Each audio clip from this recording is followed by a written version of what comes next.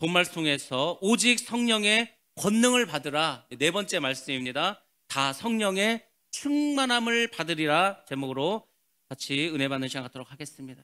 예수님께서 승천하셨습니다. 그리고 드디어 오순절을 맞이하게 되었습니다. 예수님이 승천하시고 10일이 지났습니다. 성령께서 강림하셨습니다. 성령의 강림은 인류 역사에 있어서 엄청나게 중요한 사건입니다. 하나님께서 인류 구원의 큰 계획을 섭리를 작정하셨습니다. 근데 그 중에 중요한 일들이 있습니다. 예수를 보내야 되고, 예수를 십자가에 죽게 하셔야 되고, 부활하시게, 승천하시게 하고, 그리고 이제 성령을 우리에게 보내주십니다. 매우 의미 있고 중요한 사건이라는 것을 우리가 알 수 있습니다. 예수님께서 이제 요한에게 세례를 받으시고 공생애를 시작하십니다. 3년이 넘는 시간 동안에 제자들을 데리고 귀신을 쫓고 병자를 고쳐주시고 기적을 행하십니다. 그리고 마지막으로 십자가에서 죽으시고 부활하시고 승천하십니다. 여기까지가 성자 예수님의 사역입니다. 예수님께서는 33년 동안 그분이 맡으신 그 일을 잘 감당하시고 이제 하늘로 올라가셨습니다. 그리고 10일이 지났습니다. 그리고 이제 새로운 하나님의 언약이 시작되는 날이 됩니다. 교회가 이 땅에 세워지는 그러한 날을 맞이하게 됩니다. 성령의 사역의 시대로 대전환이 이루어집니다. 그것이 바로 오늘 우리가 본문을 통해서 은혜 받을 내용입니다. 여러분들, 오늘 우리가 읽은 사도행전 2장은 누구나 다 알고 있는 이야기입니다. 잘 알고 있고 많은 설교를 통해서 내용도 알고 있습니다. 하나님의 정말 큰 그림이 이곳에 숨어 있는 것을 우리가 알 수 있습니다. 오늘 본말을 통해서 제가 몇 가지 자세히 말씀을 드리려고 합니다. 잘 들으셔야 돼요. 교회를 다닌다면, 예수를 믿는다면 꼭 알아야 될 기독교의 진리가 오늘 말씀 속에 있습니다. 그럼 여러분들 잘 들으시고 은혜 받으시고 축복 받으시고 성령 받으시기를 주님의 이름으로 축원합니다. 첫 번째입니다. 성령을 기다려온 사람들입니다. 예수님께서는 제자들에게 말합니다. 예루살렘을 떠나지 말고 아버지께서 약속하신 것을 기다리라고 말씀해 주셨습니다. 그리고 올라가셨습니다. 문제가 있죠. 어떤 문제가 있습니까? 그 기다리는 게 언제 오냐 이거죠. 언제. 예수님께서 날짜를 말씀해 주지 않았습니다. 기다리라는 거예요. 근데 언제까지 기다리라는 이게 뭐 하루가 될지 일주일이 될지 1년 될지 모릅니다. 근데 기다리라고 했습니다.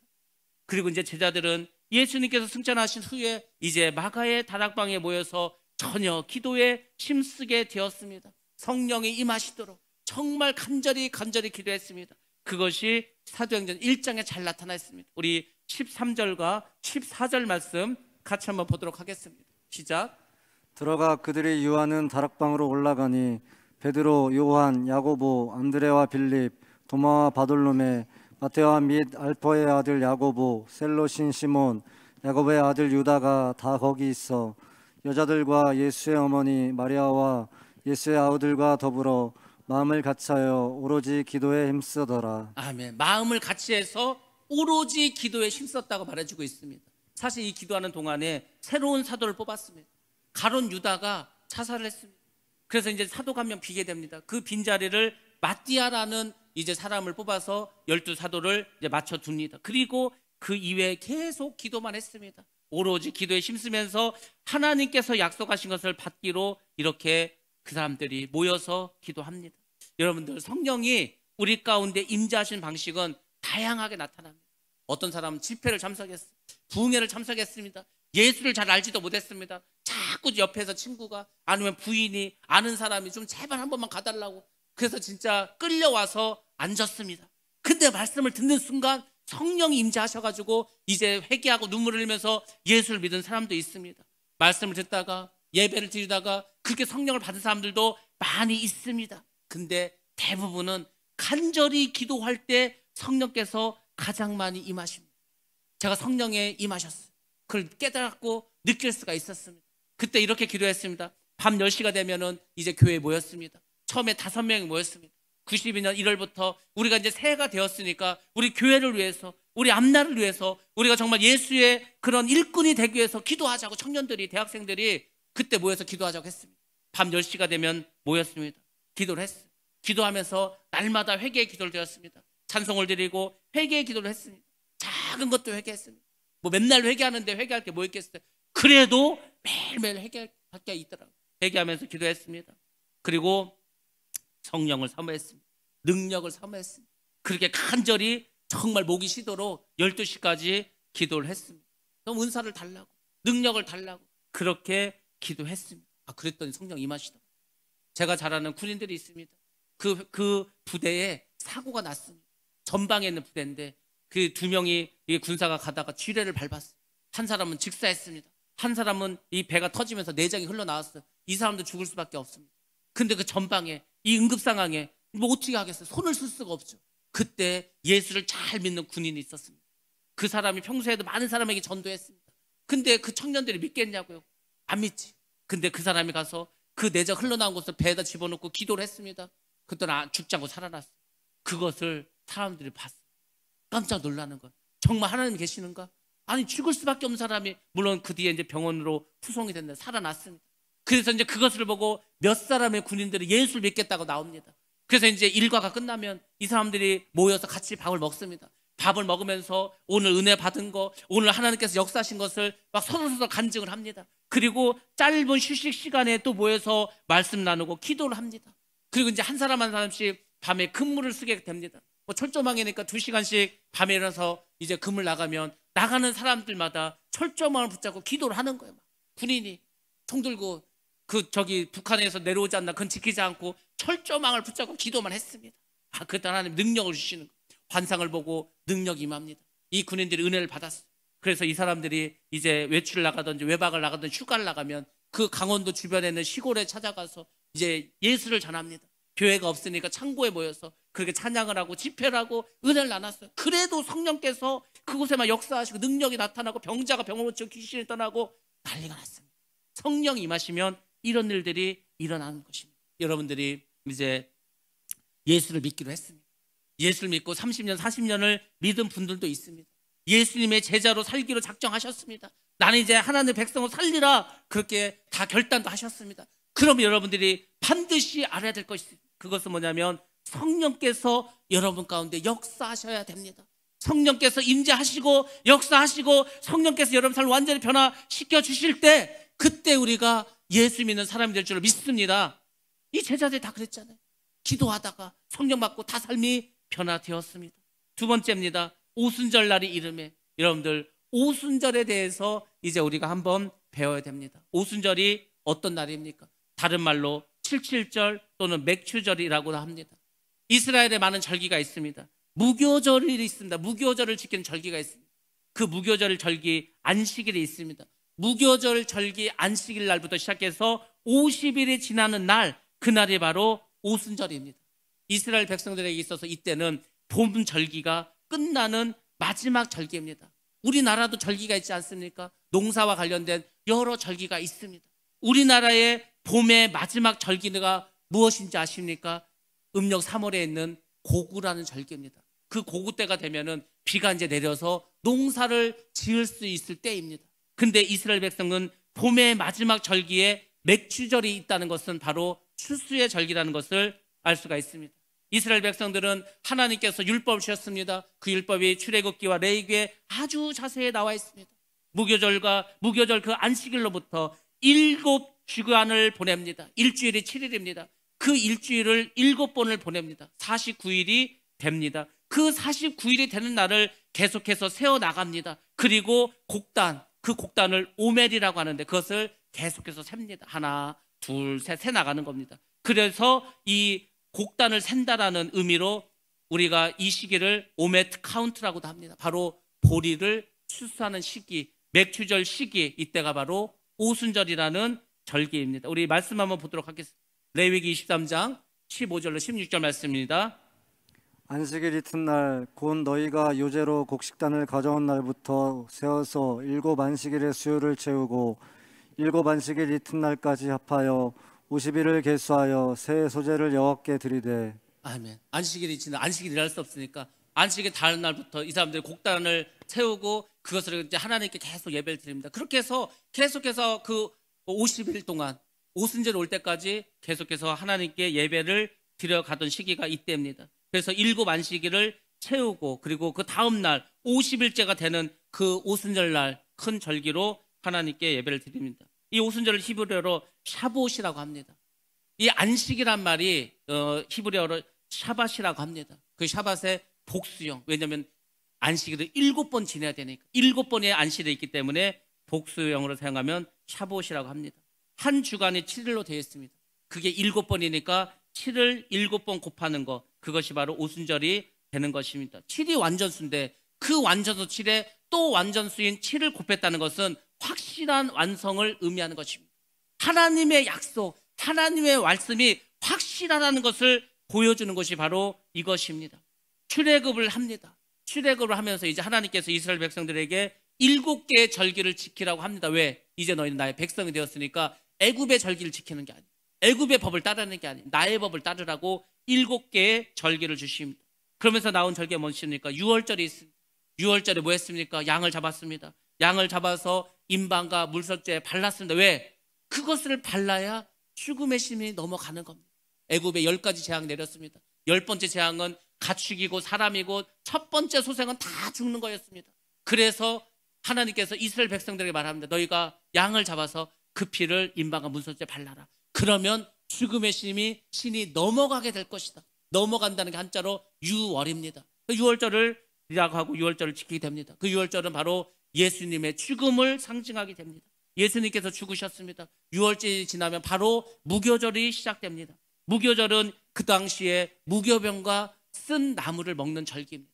무교병은 뭐냐면 빵에다가 누룩을 넣지 않습니다. 우리가 빵을 맛있게 먹으려면 누룩을 넣어서 그게 부풀어야 됩니다. 부풀어서 이게 발효가 돼야지 빵이 부드러워지는 거예요. 근데 누룩을 넣어서 그게 부풀도록 시간을 기다릴 수가 없습니다. 왜? 빨리 출애굽을 해야 되니까. 그래서 누룩을 넣지 않고 그냥 그 밀가루 보리를 구워서 그걸 빵으로 만들어 먹었습니다. 그리고 쓴 나무를 먹었습니다. 바로 무교절 기간이 어떤 시기입니까? 예수님께서 십자가에서 죽으시고 매장되었던 그때를 상징해 주고 있습니다. 무교병을 먹으면서 쓴나무를 먹으면서 이스라엘 백성은 지금도 출애굽하기 전에 그 노예 생활, 예수를 믿지 않아서 우리가 죽음의 권세 아래에서 사망의 권세 아래에 있었던 그 기간을 기억하라는 절기가 바로 무교절 기간입니다. 그렇게 해서 이제 시간이 지납니다. 그리고 이제 첫 번째 오순절을 맞이하게 됩니다. 이스라엘 백성들이 출애굽했습니다. 50일이 지났습니다. 그 50일이 지나고 첫 번째 오순절을 맞이할 때 이 사람들이 어디 있었냐면 이스라엘 백성들이 시내산에 도착했습니다. 시내산에 도착을 해서 모세가 이제 산으로 올라갑니다. 산에 올라가서 모세가 하나님께 율법을 받습니다. 그 율법을 받은 날이 바로 오순절 날이었습니다. 바로 옛 언약, 구약의 언약, 십계명을 받은 날이 바로 첫 번째 출애굽하고 받은 오순절 날에 이제 말씀을 받게 되었습니다. 그리고 이제 사도 시대가 되었습니다. 예수님이 승천하셨습니다. 오순절이 되었습니다. 성령께서 강림하셨습니다. 이 날이 왜 오순절에 하나님이 맞추셨을까? 이유가 있습니다. 바로 부활의 구속의 사역이 오순절날 성령이 임하심으로 완성되었다는 것을 우리에게 말씀해 주는 겁니다. 새로운 언약, 내가 너희들에게 새로운 언약을 주겠다. 이제 성령께서 너희들 안에서 임재하면서 너희들 돕고 너희와 함께하고 너희를 새롭게 해주겠다는 그 하나님의 온전한 언약의 시작이 이 오순절 통해서 시작된다는 겁니다. 그래서 모세가 율법을 받았던 그 오순절 날에 성령께서 임재하신 것을 우리가 알 수가 있습니다. 물론 출애굽의 완성은 가나안 입성에 있습니다. 출애굽을 했습니다. 가나안에 들어가야 그 모든 출애굽이 완성이 되는 겁니다. 그렇지만 시내산에서 하나님이 주신 언약을 받고서 이제 비로소 이스라엘 백성들은 애굽의 법에서 벗어나게 됩니다. 마귀의 권세에서, 사망의 권세에서 벗어나게 되는 것입니다. 그리고 하나님의 법을 받았기 때문에 드디어 이스라엘 백성들은 하나님의 백성으로 새롭게 시작되는 시점을 갖게 되는 겁니다. 그래서 법을 만드는 게 중요합니다. 우리나라도 제헌절이라고 하지 않습니까? 제헌절, 법을 새로 정했다는 것, 제정했다는 것, 얼마나 중요하면 그걸 우리가 국가에서 지키는 공휴일로 우리가 삼지 않았습니까? 법을 정하고 그 법을 정한 날은 굉장히 중요하네요. 어떤 나라든지 법이 있어야 나라가 되는 겁니다. 법이 없으면 어떻게 나라를 만들어? 무질서해지는데 하나님께서 내가 이제 그 애굽에 종살이 했던 너희들을 내 백성으로 삼겠다라고 주신 그 십계명, 그 법을 준 날, 그 첫 오순절, 그것이 그래서 중요한 겁니다. 그럼 한번 여러분 생각해 보시기 바랍니다. 우리가 구원을 받습니다. 우리가 죄사함을 받습니다. 이제 우리가 예수님을 믿습니다. 예수님께서 이 땅에 다시 오셔서 죽은 자를 부활시키시고 산자를 변화시켜서 우리가 하늘나라에 들어가는 것, 그것이 사실 우리의 구원의 완성입니다. 그렇지만 그 전에 하나님께서는 어떻게 하셨습니까? 우리에게 제사함을 주시고 성령의 충만을 주시고 성령께서 내주하게 하셨습니다. 그리고 그것을 오순절 성령 강림일 날 1차적으로 완성을 해 주셨다는 겁니다. 예수 그리스도의 구역의 사역은 성령이 강림하심으로 1차적으로 완성을 한 것입니다. 그래서 여러분이 하늘나라의 백성이 되시려면, 하늘나라에 가서 사시려면, 예수를 믿는다면 여러분들 꼭 성령을 받으셔야 됩니다. 성령이 여러분 안에 들어와서 살고 계셔야 됩니다. 성령의 말씀, 성령의 명령, 성령께서 여러분을 이끌어가는 그곳에 순종해야 할 줄로 믿습니다. 그게 바로 십계명 지키는 거예요. 그게 바로 하나님의 말씀을 지키는 일입니다. 그래서 오순절이 중요한 날입니다. 세 번째입니다. 그러면 성령이 어디서 오셨는가? 성령께서 강림하셨다고 하는데, 그러면 성령은 어디에서 임하시는가? 이것을 여러분들이 생각하셔야 됩니다. 물론 예수님은 다시 이 땅에 오십니다. 어디서 오십니까? 저 하나님의 보좌에서, 저 천국에서 이 땅으로 내려오십니다. 그러면 성령은 어디에서 오실까? 신약에 보면 오순절 성령 강림일 있습니다. 그 오순절 성령이 어디서 오셨을까? 만약에 성령께서 하늘에서 땅으로 오신 것이라면, 그러면 성령은 그 전에 이 땅에 없었다는 말이 됩니다. 하늘에 존재하고 계셨다고 하면 이 땅엔 성령이 없었다는 거예요. 이 오순절날 성령이 강림하기 전에는 이 땅에 성령이 없었다는 말입니다. 근데 성경은 그렇게 말하지 않습니다. 구약 성경이나 신약 성경 다 어딜 보더라도 하나님의 영은 항상 이 땅에 계셨습니다. 천지를 창조하실 때도 수면 위에 하나님의 영이 거기 운행하셨습니다. 예수님께서 잉태하셨을 때도 성령께서 역사하셨습니다. 늘 이 땅에 계셨습니다. 성령께서는. 그래서 뭐 하셨습니까? 사람을 감동했습니다. 사람에게 능력을 주셨습니다. 하나님의 역사가 이 땅에 이루어질 수 있도록 역사하셨다는 거예요. 이게 사도시대만 있었던 것도 아닙니다. 다윗시대만, 천지 창조할 때 있었던 게 지금도 여전히 성령을 역사하십니다. 저는 올해도 하나님께서 역사하시고 하나님께서 기적을 베푸시고 하나님께서 행하신 걸 말하라면 몇 시간이라도 간증할 수 있습니다. 왜? 늘 지금도 하나님이 살아서 역사하시고 우리와 동행하시고 함께 하시기 때문에. 수요일 날 낮에 그 청주에서 이제 그 학장님 오셨습니다. 그분이 세상에 선교를 얼마나 했는지 몰라요. 그분 정말 대단하신 분입니다.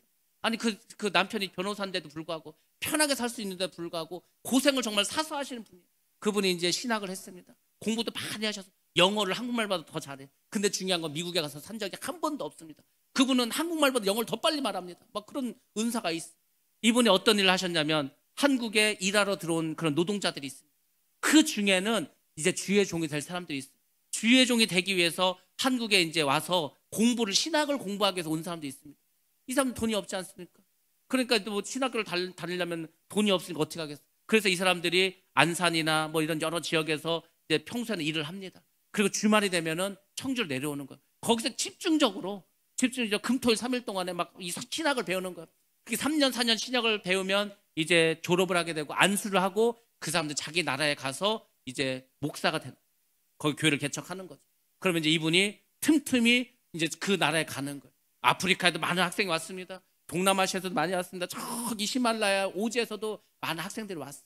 그러면 그것을 막 찾아가는 거예요. 그러면 이제 그곳에 있는 신학생들, 그곳에서 예수를 믿는 사람들 모아놓고 또 집중적으로 또 신학을 가르치고 이런 일을 하시는 거예요. 그 이분이 이제 한 번 어딜 갔냐면은 저기 히말라야 산맥 아래쪽으로 갔습니다. 티벳도 갔었고 뭐 그런 부탄도 갔었지만은 한 번 어딜 갔냐면 이 히말라야 산맥이 중국하고 인도를 쭉 경계를 하다가 밑으로 내려옵니다. 그 밑으로 내려온 곳에 세 나라의 국경이 있어요.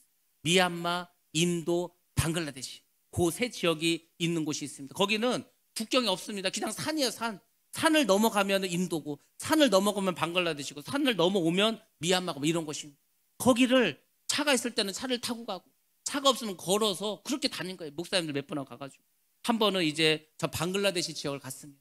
거기서 이제 복음을 전하는데 거기가 뭐 산이 보통 3,000m가 넘고 2,000m 넘다 보니까 마을이 다 오지예요, 오지. 다 떨어져 있습니다. 몇 가구 없습니다. 10몇 가구, 20몇 가구. 이게 한 마을을 갔습니다. 예수를 알지 못하는 지역으로 갔습니다. 그 사람들은 불교를 믿습니다. 라마교를 믿습니다. 힌두교를 믿습니다. 전혀 예수에 대해서 들어본 적도 없는 사람. 그것에서 복음을 전합니다. 근데 이제 예수를 믿는 목사님들이 온다고 하니까 이게 소문이 나갖고 이웃 마을에 소문이 퍼졌습니다. 그 이웃 마을에 어떤 사람이 있었냐면 태어날 때는 눈을 떴는데 잘 봤는데 어렸을 때 이게 눈병이 났어. 근데 거기에 병원이 있습니까? 약이 있습니까? 치료를 받을 수 있... 그냥 그걸 내버려뒀더니 염증이 생기고 시신경이 이제 죽게 돼가지고 시력을 잃어버린 그런 여자가 있었습니다. 젊은 여자였다고 합니다. 그 여자도 이제 왔어요. 왜냐면은 이 목사님들이 병자도 고쳐준다, 귀신도 쫓는다 이런 소문 났을 거 아닙니까? 왔어요. 예배를 드렸습니다. 그리고 이제 기도를 해주는 거예요. 이 목사님도 야 이게 내가 눈먼 자를 눈 뜨게 해준 적도 없고 나는 사실은 신학을 가르치는 사람인데 이걸 어떻게 할까? 그래서 이제 같이 오신 목사님하고 기도가 끝나고 바로 눈을 뜨면 얼마나 좋겠습니까? 근데 이 사람이 똑같은 거예요. 아무 일도 벌어지지 않았습니다. 이 사람도 실망하고 기도를 했더니 목사님도 멋졌고 그래서 이렇게 말했다고 합니다. 자매님, 하나님이 고쳐주시는데 중요한 것은 자매님에게 믿음이 있어야 됩니다. 자매님이 하나님을 믿으셔야 돼요. 예수를 믿어야 됩니다. 마음으로 그 예수를 믿고 하나님이 고쳐주실 것을 믿어야지 나을 수 있다는 거예요. 그 얘기를 해주고 그 마을을 떠났습니다. 그 마을 떠나서 이제 몇 시간을 걸어갔어요. 걸어가고 있는데 전화가 왔습니다. 전화를 받았더니 이렇게 말하는 거예요. 그 여자가 눈을 떴다는 거예요. 아니 그래서 어떻게 떴냐고 하니까 이제 낙심하고 좌절하고 그 마음을 가지고 이제 자기 집에 갔어. 집에 가서 이제 세수를 합니다. 세수를 하는데 눈에서 뭐가 이렇게 떨어지는 것 같더래. 그래서 이제 하여튼 뭐 세수라고 했는데 눈이 떠지라는 거예요. 눈이 떴는데 보인다는 거예요. 그래서 그 마을 사람들이 야 이게 어떻게 됐느냐 해가지고 누가 이렇게 했냐 해가지고 그분들 다시 막 불러서 우리 마을에 와서도 복음을 전하게 해달라고. 그래서 다시 길을 돌려서 그 마을에 가서 복음을 전하고 했다고 합니다. 성령의 역사는 지금도 나타납니다. 지금도 병든 자를 고쳐주시고 귀신을 내쫓고 죽은 자도 살려주시는 그 성령의 역사는 지금도 나타나고 있는 줄로 믿습니다. 성령이 강림하면은 그 일을 할 수가 있습니다. 성경은 이렇게 말합니다. 다윗이 성령에 감동되었다. 엘리사벳이 성령의 충만함을 받았다. 성령께서는 구약과 신약을 통틀어서 계속해서 사람 가운데 역사하셨습니다. 우리 말씀 한번 보겠습니다. 누가복음 2장 25절부터 27절까지 말씀 같이 봅니다. 시작. 예루살렘에 시므온이라는 사람이 있으니 이 사람은 의롭고 경건하여 이스라엘의 위로를 기다리는 자라. 성령이 그 위에 계시더라. 그가 주의 그리스도를 보기 전에는 죽지 아니하리라 하는 성령의 지시를 받았더니 성령의 감동으로 성전에 들어가매 마침 부모가 율법의 관례대로 행하고자 하여 그 아기 예수를 데리고 오는지라. 아멘. 여기 보시면 성령의 지시를 받았다고 합니다. 성령의 감동을 받았다고 합니다. 그리고 성령께서 율법의 관례대로 행하고자 하여 그 아기 예수를 데리고 들어오는지라. 성령께서 이 일을 감당하십니다. 성령은 늘 사람과 함께 하시고 그 사람이 힘을 주시고 능력을 주셨다는 것을 우리가 알 수 있습니다. 성경을 보면 예수님은 성령으로 잉태되었습니다. 예수님을 그 메시아로 오신다는 것을 예언할 때 여자의 후손이라고 오실 거라고 했습니다. 남자의 후손이 아니고 여자의 후손으로 바로 성령으로 잉태되었다는 겁니다. 성령에 이끌려 예수님은 광야로 나가 시험을 받으셨습니다. 그리고 성령의 권능을 받으셔서 죽은 자를 살리시고 병들은 자를 고쳐주시고 귀신을 내어 쫓는 일을 감당하셨습니다. 성령은 이 땅을 떠난 적이 한 번도 없었습니다. 항상 계셨습니다. 하늘에서 땅으로 강림한 것이 아니었습니다. 그럼 과연 이날 오순절날 성령은 어떻게 하신 것입니까? 오순절날 성령 강림은 사람을 중심으로 봤을 때 사람 주변에서, 사람 옆에서, 사람 위에서 그렇게 역사하셨던 그 성령 하나님께서 오순절날 성령 강림하시면서 우리 사람 속으로 들어오셨다는 것을 말해주는 겁니다. 바로 오순절 사건은 그걸 말하는 겁니다. 사람들과 함께 하셨습니다. 영어 전체에서 with를 쓰면 사람들 위에 계셨습니다. on을 썼습니다. 그렇게 계셨던 하나님의 영이 비로소 사람들 안으로 들어오셨다는 겁니다. 인하셨다는 겁니다. 성령은 제자들과 함께 계시면서 임재하시고 또 감동을 시키시고 성령으로 역사하셨습니다. 그렇지만 아직 제자들 안에 계실 수는 없었습니다. 그것을 예수님께서는 이렇게 말씀하셨습니다. 예수님께서 아직 영광을 받지 못했다. 예수님이 아직 영광을 받지 못했기 때문에 성령이 우리 안에 들어올 수가 없었습니다. 그럼 예수님은 언제 영광을 받으셨습니까? 하늘로 승천하셨습니다. 하나님의 보좌 우편에 앉으셨습니다. 그때가 바로 예수님이 영광을 받으신 때입니다. 그래서 예수님께서 영광을 받으시니까 드디어 이제 어떻게 됐습니까? 성령께서 살려주시는 영이 되셔서 사람 안으로 들어오게 되셨습니다. 그래서 우리 안에 살게 되셨습니다. 내주하게 되셨다는 겁니다. 예수님께서는 요한복음을 통해서 이것을 분명하게 가르쳐주고 계십니다. 이것은 기독교의 매우 중요한 진리 중의 진리입니다. 내가 교회를 다니고 예수를 믿고 기독교를 믿는데 이 사실을 모른다면 부끄러운 일입니다. 여러분들 꼭 기억하셔야 됩니다. 꼭 아셔야 됩니다. 요한복음 14장 17절 말씀 같이 한번 봅니다. 시작. 그는 진리의 영이라 세상은 능히 그를 받지 못하나니 이는 그를 보지도 못하고 알지도 못함이라. 그러나 너희는 그를 아나니 그는 너희와 함께 거하심이요 또 너희 속에 계시겠음이라. 아멘. 그러나 너희는 그를 아나니 그는 너희와 함께 거하십니다. 지금 성령께서 너희와 함께 계신다는 거예요. 위드입니다. 위드. 너희와 함께 계셔. 그렇지만 그들을 보시기 바랍니다. 또 너희 속에 계시겠습니다. 너희 속에 미래에 계실 거라는 미래형을 사용해 주고 있습니다. 바로 성령께서 오순절날 강림하시면 너희 옆에서 너희 위에서 역사하셨던 그 성령이 너희 안으로 들어오셔서 너희에게 많은 일을 하실 수 있도록 해주겠다는 것이 예수님의 말씀입니다. 이렇게 성령이 함께 하신 것과 성령이 우리 속으로 들어오는 것은 전혀 다른 이야기입니다. 성령이 함께 하시면 성령의 감동을 받습니다. 성령의 임재도 받을 수 있습니다. 성령의 능력도 성령의 예언도 기적 행함도 물론 할 수 있습니다. 근데 예수님께서 영광을 받으시고 오순절날 우리 속에 성령이 들어오시면 어떻게 됩니까? 우리가 성령을 받게 됩니다. 성령의 세례를 받게 되는 겁니다. 그리고 성령께서 내주하게 되시는 겁니다. 그래서 성령께서 우리 안에서 날마다 우리의 생각을 인도하시는 거예요. 여러분들 성령 충만하면 어떻게 되는지 아십니까? 성령께서 계속 말씀하시는 거예요. 계속해서 생각을 주십니다. 조금 잘못된 생각만 해도 우리를 책망하시고 회개하게 하십니다. 그래서 우리가 어떻게 하도록, 우리가 어떤 일을 하도록 말씀하시는 거예요. 계속 말씀을 주십니다. 그래서 우리가 하나님의 뜻대로 살아갈 수 있도록, 병든 자에게 손을 얹으면 나을 수 있도록, 귀신에게 명하면 귀신이 떠나갈 수 있도록 힘과 은혜와 능력을 내려주십니다. 왜? 우리 속에 계시기 때문에 바로 성령께서 우리 가운데 역사하시는 것입니다. 그러므로 예수를 믿는다면 우리는 반드시 성령께서 우리 안에 살아 계실 수 있도록 육체의 소욕을 내어 버리시고 성령의 소욕으로 살아갈 줄로 믿습니다.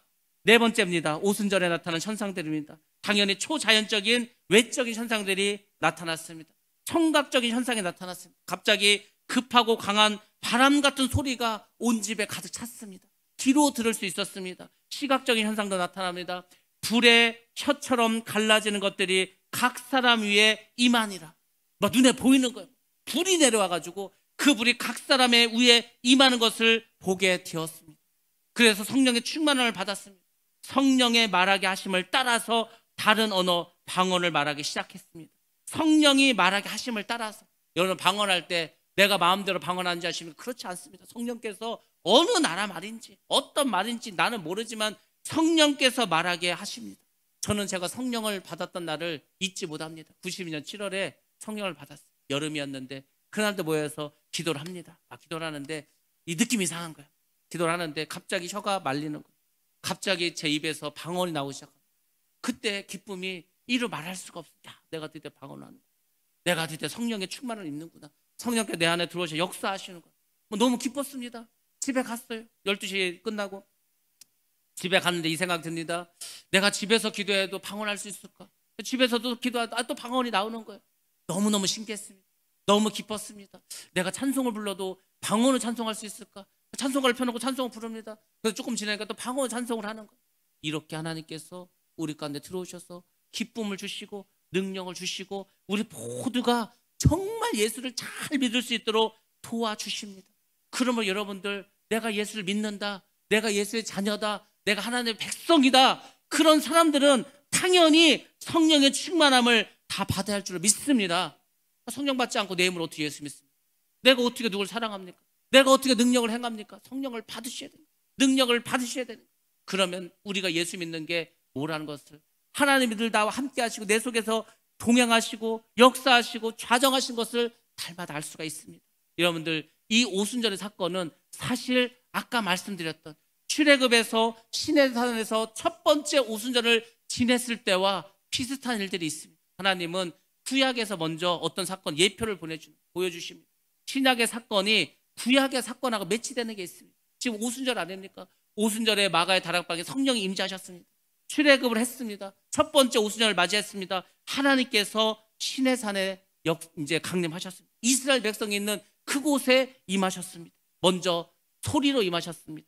우리 출애굽기 19장 16절 말씀입니다. 같이 봅니다. 시작.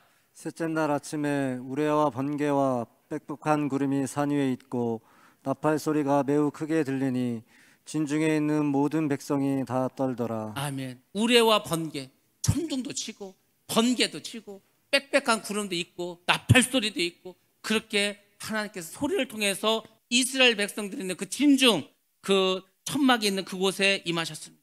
그리고 시각적으로 또 음성도 들려주셨습니다. 출애굽기 19장 18절에서 19절 말씀입니다. 시작. 시내산의 연기가 자욱하니 여호와께서 불 가운데서 거기 강림하심이라.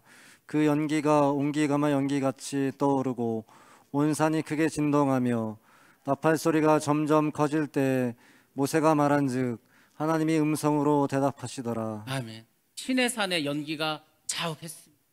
불 가운데서 여호와께서 강림하셨습니다. 그리고 이제 하나님께서 음성으로 대답하셨습니다. 이것이 바로 시내산에서 이스라엘 백성들이 하나님을 만났을 때의 장면을 보여주고 있습니다. 옛 언약, 십계명입니다. 구약의 율법들입니다. 그것이 주어지는 그날 시내산에서 시각적으로 청각적으로 현상이 있었습니다. 바로 하나님의 임재가 있었다는 것입니다. 지금 새 언약을 받고 있습니다. 하나님의 약속이 성취되는 그 날입니다. 마가의 다락방에서 시각적으로 청각적으로 하나님께서 역사하시고 하나님께서 함께하시고 하나님께서 너희와 이제는 함께해서 성령을 주심으로 너희가 이제 바로 예수 믿고 예수를 전하는데 조금도 부족함이 없는 능력과 권세를 주겠다는 것을 확증해 주셨습니다. 이것이 오늘 우리가 읽은 본문에 나타난 사건의 이야기입니다. 지금이 어떤 때입니까? 지금 2021년 현재 우리의 모습이 어떻습니까? 바로 주님께서 다시 오시겠다고 하는 그때를 우리가 살아가고 있습니다. 저는 성경에서 예수님께서 다시 오시겠다 말씀하셨고, 사도 바울을 비롯한 많은 주님의 제자들과 사도들이 주님께서 다시 이 땅에 오실 것이라고 말씀해 주시고 예언해 주셨습니다. 그 말씀을 믿습니다. 말씀대로 주님은 반드시 다시 오실 거라고 그렇게 믿고 있습니다. 근데 예수님께서 다시 오실 때까지 우리가 살아가는 이 세상에는 많은 힘들고 어려운 일이 있을 거라고 요한계시를 통해서 계시해 주셨습니다. 정말 우리가 뭐 인해재앙, 나팔의 재앙, 대접의 재앙, 엄청난 일들이 막 벌어집니다. 사람들이 막 그 얘기를 들으면은 두근두근 할 거예요. 두려움에 빠질 겁니다. 근데 제가 뭐라고 했습니까? 계시록은 우리에게 두려움을 주는 책이 아니고 우리에게 하늘의 소망을 주는 소망의 책, 구원의 책이라고 말씀드렸습니다. 지금 코로나가 전 세계에 퍼졌습니다. 온 인류가 지금까지 살아오면서 이렇게 모든 나라에 전 세대가 이렇게 영향을 받고 이렇게 힘든 적이 없었습니다. 저 아프리카에, 저 아마존 오지에도 백신을 맞아야 되고 거기에 뭐 바이러스가 퍼지고 이런 일이 벌어졌습니다. 저는 이 사건들을 쭉 보면서 왜 이런 일이 벌어졌을까? 하나님께서 이제 마지막으로 이 세상을 끌고 가는구나. 이제 심판의 때를 향해서 나아가고 있는 그것을 보게 됩니다. 예수를 믿는 우리가 갈수록 힘들어지겠구나. 어려워질 수 있겠구나. 믿음으로 살아가기가 점점 힘들 수가 있겠구나. 우리의 삶이 지금 통제받고 있습니다. 식당을 자유롭게 갈 수도 없고 커피숍도 자유롭게 갈 수도 없고 운동을 하러 자유롭게 갈 수도 없고 우리의 삶이 여러 가지로 지금 불편함을 겪습니다. 근데 이 불편함은 이제 불편함을 넘어서 그것이 우리에게 큰 일로 다가올 수 있습니다. 모든 것이 막히고 모든 것을 할 수 없는 그런 때가 될 수도 있습니다. 근데 정말 무서운 것은 정말 여러분들 기억할 것이 있습니다. 여러분들 마귀는 분열시킵니다. 디아블로, 디아란 말이 떨어뜨린다는 거, 떨어뜨리는 거. 사람들 계속 분열시킵니다. 마지막에 누구를 분열시키겠습니까? 한국을 예를 들어 볼까요? 남북이 분열됐습니다. 동서가 갈라졌습니다. 경상도와 전라도 갈라졌습니다. 세대가 분리됐습니다. 아버지 세대와 아들 세대가 분리되어 버렸습니다. 그렇죠. 남자와 여자가 분리됐습니다. 지금 여러 가지 젊은 사람들이 그 뭐 페미니즘이라고 해서 여자와 남자가 사이가 안 좋습니다. 뭐 서로 막 공격을 하는 거예요. 남녀가 갈라집니다. 근데 남은 게 무엇입니까? 교회를 분열시키는 거예요.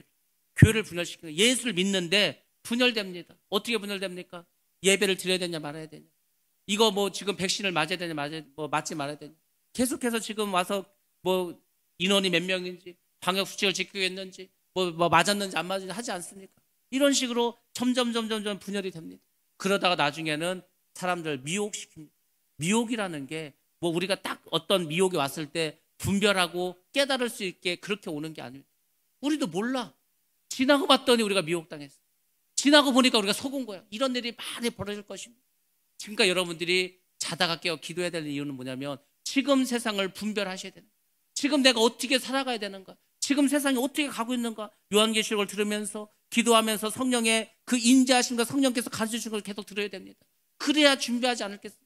그렇지 않으면 세상이 시키는 대로, 이 마귀가 시키는 대로 다 따라갑니다. 마귀가 시키는 대로 하다 보니까 어느 순간 믿음에서 떨어져 있는 거예요. 그때 가서 깨닫죠. 아이고, 내가 미혹당했구나, 내가 속았구나. 그때는 늦습니다. 그러니까 여러분들이 꼭 기억하셔야 됩니다. 우리가 마지막 세상을 살아간다는 것은 그만큼 성령의 충만함을 가지시고, 성령이 주신 지혜를 가지시고, 성령이 주신 계시를 가지고 이 세상을 잘 보면서 가야 됩니다. 그것이 세상을 이기는 것입니다. 여러분들, 성령의 권능을 받으라는 것은 받아도 그만, 안 받아도 그만, 이것이 아닙니다. 꼭 받으셔야 됩니다. 반드시 받으셔야 됩니다. 깨어 기도하시기 바랍니다. 말씀을 들으셔야 되는 거, 말씀에 순종할 수 있도록 믿음을 달라고 해요. 믿음을 몰라서 우리가 믿음을 버리는 게 아닙니다. 내가 알아, 아는데도 두려워, 아는데도 너무 힘들어, 그런 믿음을 버리는 거예요. 아니, 신사참배 할 때 목사님들 누가 좋아서 신사참배 했겠습니까? 처음에 다 반대했다니까요. 근데 환란이 오고 핍박이 오고 교회 문을 닫는다고 하니까, 그래서 이제 결정한 거 아닙니까? 우리가 신사참배 해가지고 교회를 지키자. 근데 그렇게 해서 교회 지키는 거 아닙니다. 교회 문을 닫아도 신사참배 안 하면 하나님이 교회를 지켜주시는 거예요. 그래서 잘못된 생각을 했죠. 우리가 신사참배를 함으로 교회 예배를 드릴 수 있도록 허락을 받자. 그게 미혹당하는 거라니까요. 그렇게 해서 하나님 기뻐하시겠습니까? 아니, 교회 입구에다가 우상을 갖다 놓고 거기다 절을 하고 들어와서 예배 드리면 그 예배를 하나님 기뻐하시겠어? 하나님 섞이는 걸 제일 싫어하는데 그게 거룩함을 상실하는 겁니다. 교회 문을 닫아놓고 우리가 광야에 가서 저기 어디 뭐 산속에 들어가서 아니면 골방에서 예배를 드린다 하더라도 그걸 기뻐하시지, 우상 숭배하면서 세상과 결탁해가면서 타협해가면서 그렇게 예배를 드린다 하나님 기뻐하지 않습니다. 그게 마지막 때에 우리가 견뎌야 될 것입니다. 그게 요한계시록에 말해주는 거예요. 그래서 여러분들이 성령의 권능을 받으셔야 합니다. 하나님은 반드시 우리와 함께 하세요. 어렵고 힘들어도 우리가 믿음으로 나아가고 주님을 바라보면 반드시 하나님은 피할 길을 여시고 지혜를 주시고 능력을 베풀어 주실 줄로 믿습니다. 그래서 여러분들 이 말씀을 꼭 기억하시기 바랍니다. 우리 같이 한번 봉독하겠습니다. 마가복음 16장 17절에서 18절 말씀, 주님이 우리에게 주신 말씀입니다. 우리 같이 한 목소리로 봉독합니다. 시작. 믿는 자들에게는 이런 표적이 따르리니 곧 그들이 내 이름으로 귀신을 쫓아내며 새 방언을 말하며 뱀을 집어올리며 무슨 독을 마실지라도 해를 받지 아니하며 병든 사람에게 손을 얹은즉 나으리라 하시더라. 아멘. 우리가 잘 아는 말씀입니다. 예수를 믿으면 표적이 따릅니다. 어떤 표적이 따릅니까? 예수의 이름으로 귀신을 내쫓을 수 있습니다. 여러분들, 새 방언을 말할 수 있습니다. 새로운 능력을 날마다 부어주십니다. 뱀을 짚습니다. 뱀을 집으면 어떻게 됩니까? 우리가 뱀에 물릴 수 있죠. 그래도 하나님 지켜주십니다. 그리고 중요한 게 뭡니까? 무슨 독을 마실지라도 해를 받지 아니하며. 코로나도 독입니다.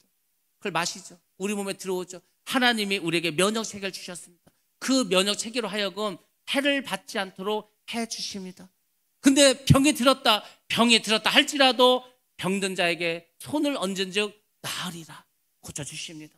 함께 하십니다. 여러분들, 죽으면 죽으리라 이 믿음을 가지고 나가시면 어떠한 핍박도, 어떤 환난도, 어떤 어려움도 이길 줄로 믿습니다. 그 자가 천국에서 빛나는 면류관, 생명의 면류관을 받아 누리게 됩니다. 여러분들, 이제 2021년이 끝나고 새로운 2022년이 다가옵니다. 무엇으로 준비하시겠습니까? 믿음으로 준비하셔야 됩니다. 그 믿음은 누가 주십니까? 하나님이 주십니다. 하나님, 우리가 믿음을 살아갈 수 있도록 힘을 주시고 권세를 주시고 권능을 주십니다. 누굴 통해서? 성령을 통해서. 여러분 속에 성령이 늘 거하시고 역사하시고 함께 하심으로 새로운 한 해 더 믿음으로 살아가시기를. 그래서 우리 교회가 변하고 우리 가정이 변하고 우리 심령이 변화될 수 있도록 주의 이름으로 축원합니다.